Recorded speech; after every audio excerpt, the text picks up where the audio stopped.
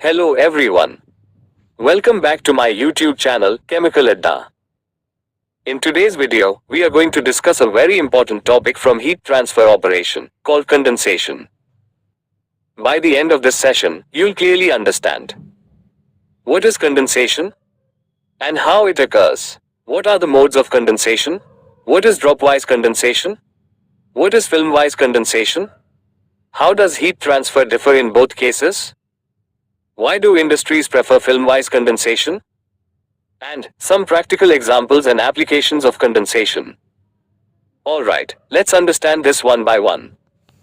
So first let's understand what is condensation. So, condensation is a convection process that involves a change of phase from vapor to liquid, and it occurs whenever a saturated vapor comes into contact with a cold surface.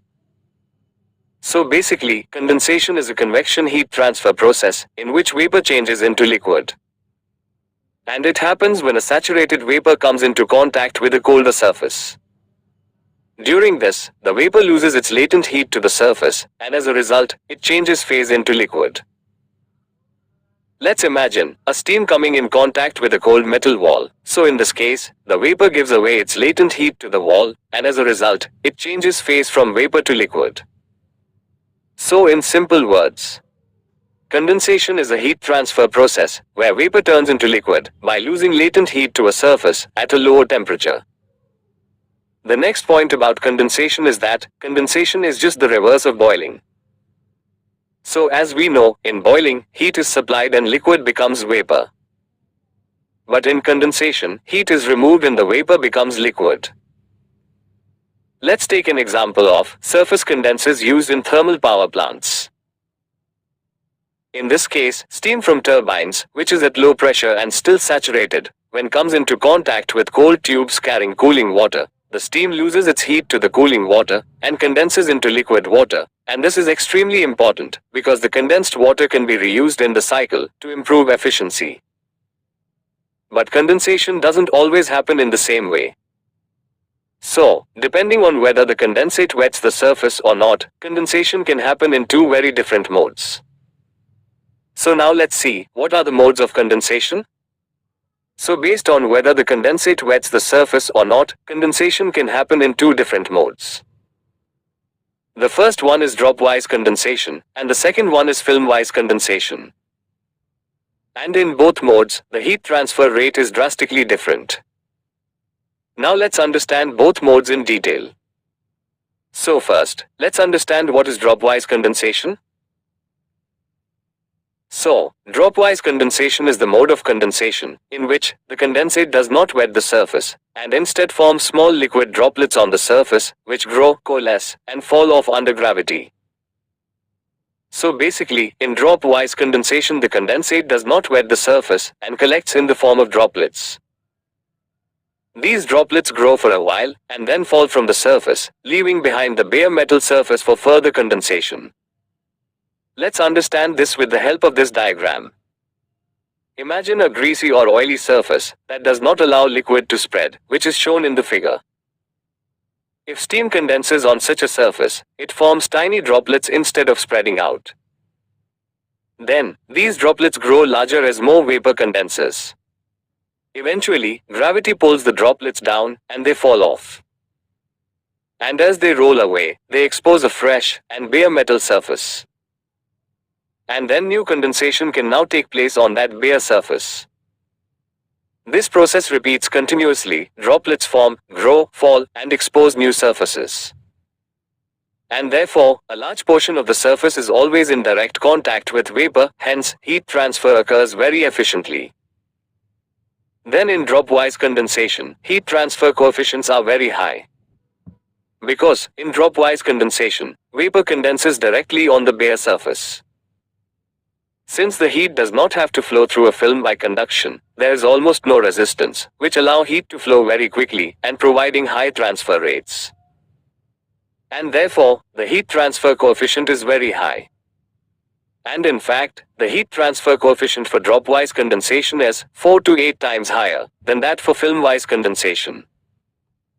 Then next point is, dropwise condensation is very difficult to achieve. So, it is hard to get dropwise condensation naturally because most surfaces eventually allow wetting due to oxidation or cleaning. Then, this condensation is unstable, difficult to maintain, uncommon, and so not desired industrially. Because dropwise condensation might occur initially on new equipment with a clean or greasy surface, but after some time, the surface conditions change and film-wise condensation takes over. And hence it is difficult to maintain over long periods of time, and that's why industries don't rely on it.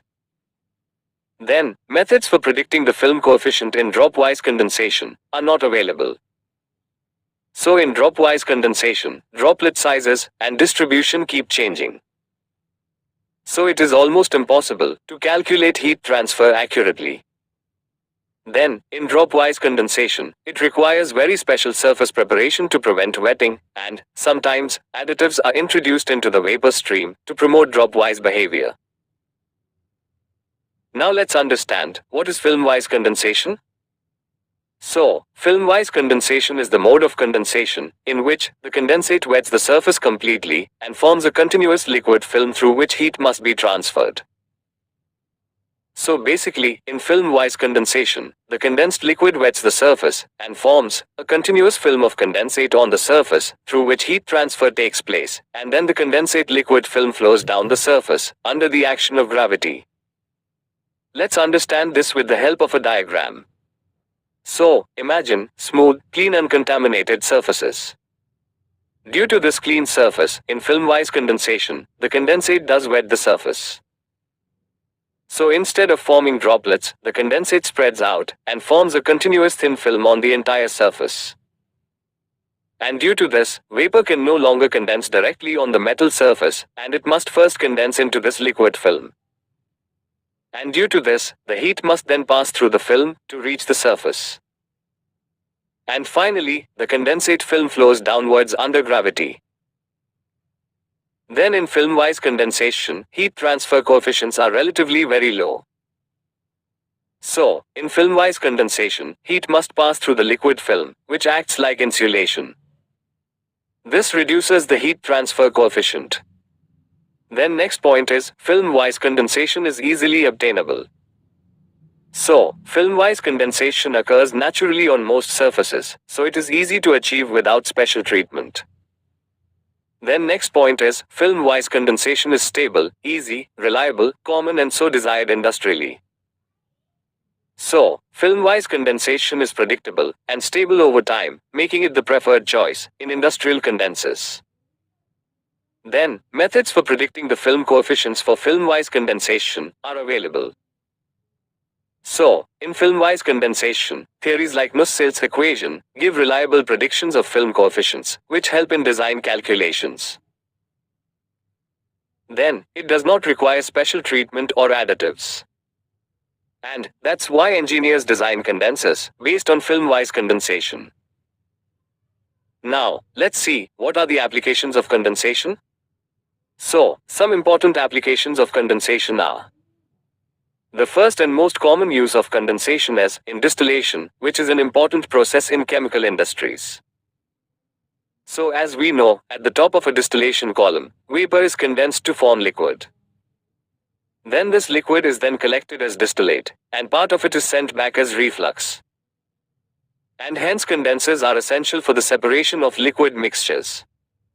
Then next application is, condensation is used in power plants to convert exhaust steam back into water, so it can be reused in the boiler.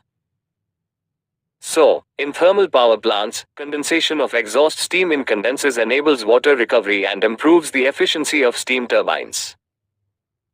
Then next application is, condensation plays a key role in refrigeration and air conditioning cycles, which facilitates heat rejection to the surroundings.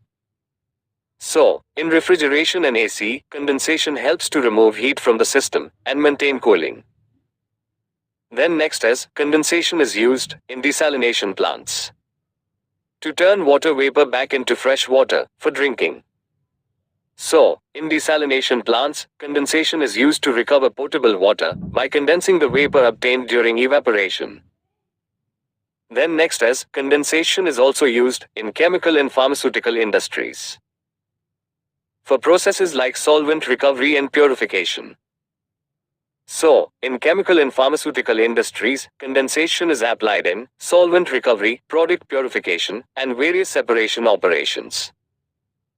Alright friends, before we end, let's quickly go over what we learned today. First, we learned the definition of condensation. It's simply the process where vapor turns into liquid by losing its latent heat to a colder surface. You can think of it as the exact reverse of boiling. Next, we saw that condensation can happen in two different modes. First one is dropwise condensation. Here the surface is not wetted. Tiny droplets form, grow, and roll off. Since the surface is always exposed to fresh vapor, heat transfer is very high. But the problem is, it's unstable and very hard to maintain. Second one is filmwise condensation. Here the surface is completely wetted, and a thin liquid film covers it. Heat has to pass through this film, so the transfer rate is lower. But the big advantage is, it's stable, reliable, and easy to achieve. That's why, in practice, industries always design condensers for film-wise condensation, because it's predictable and works in the long run. And finally, we looked at some applications. Condensation is used everywhere in distillation columns, steam condensers in power plants, refrigeration and air conditioning systems, desalination plants, and in chemical and pharma industries for solvent recovery and purification. So remember this, dropwise is efficient but unstable, filmwise is less efficient but reliable, and that's why industries prefer filmwise condensation. That's all for today's video on condensation. Thank you for watching. If you enjoyed this explanation, don't forget to like, share, and subscribe to Chemical Adda. Also, comment below if you want me to cover any topic from heat transfer operations. Thanks for watching, and see you in the next video.